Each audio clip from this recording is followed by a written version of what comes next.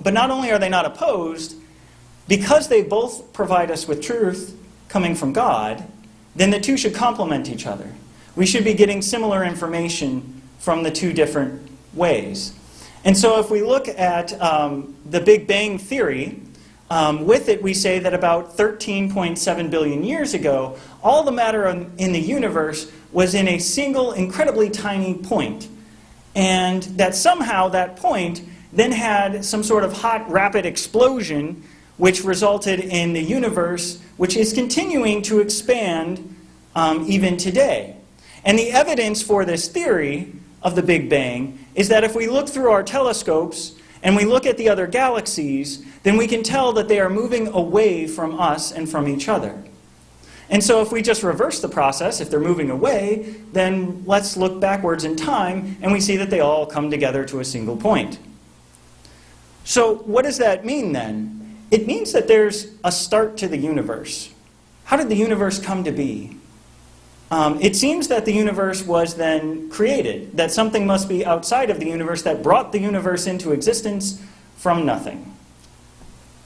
And so there's a number of scientists who examined this information about the creation of the universe, and they had thought about how that relates to what we hear about in Genesis, in Holy Scripture. And so the astrophysicist Robert Jastrow, he was originally kind of Gnostic and not sure what to believe, but after his investigations, he became fairly confident that what we see through science seems to match rather well, actually, with what appears in Scripture. So he says, now we see how the astronomical evidence leads to a biblical view of the origin of the world. The details differ, but the essential elements in the astronomical and biblical accounts of Genesis are the same. The chain of events leading to man commenced suddenly and sharply at a definite moment in time, in a flash of light and energy.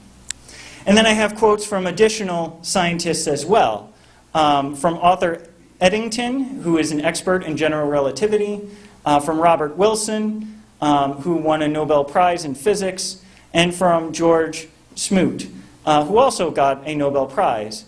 And he says that there is no doubt that a parallel exists between the Big Bang as an event and the Christian notion of creation from nothing. I found an interesting article a number of years ago from the Wall Street Journal, and in it, it kind of examined how science seems to be pushing us towards a greater understanding or providing additional evidence for the existence of God.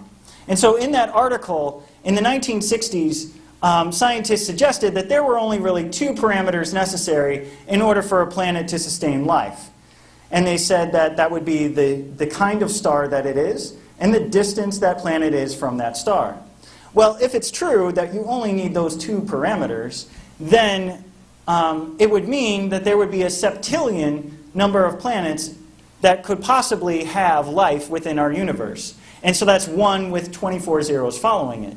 That's a lot of planets that could have life. And so that kind of captured the imagination of people such that that we see a lot of science fiction where there's all sorts of aliens all over the universe and a great plethora of them. However, since the 1960s, they started to discover, oh, well, 2 parameters is actually not enough. There are other factors and things that we need to consider in order for there to actually be life on a planet. And so as they were discovering and realizing these additional factors, they would add it to the list, and the number of possible planets that we could have that would have life was becoming much, much smaller. And so the current list is somewhere over 200 parameters that are necessary for a planet to support life. And if you put that into statistical calculations, what does that mean for the likelihood of any planet in our universe being able to support life? And in that article it says, the number of possible planets hit 0. The odds turned against any planet in the universe supporting life, including this one. Probability said that we shouldn't be here. And yet, here we are. So, that doesn't seem to me to indicate that our existence is by random chance. It seems to imply and provide evidence for our existence being the result of design. And if this is by design, then there must be an intelligent designer.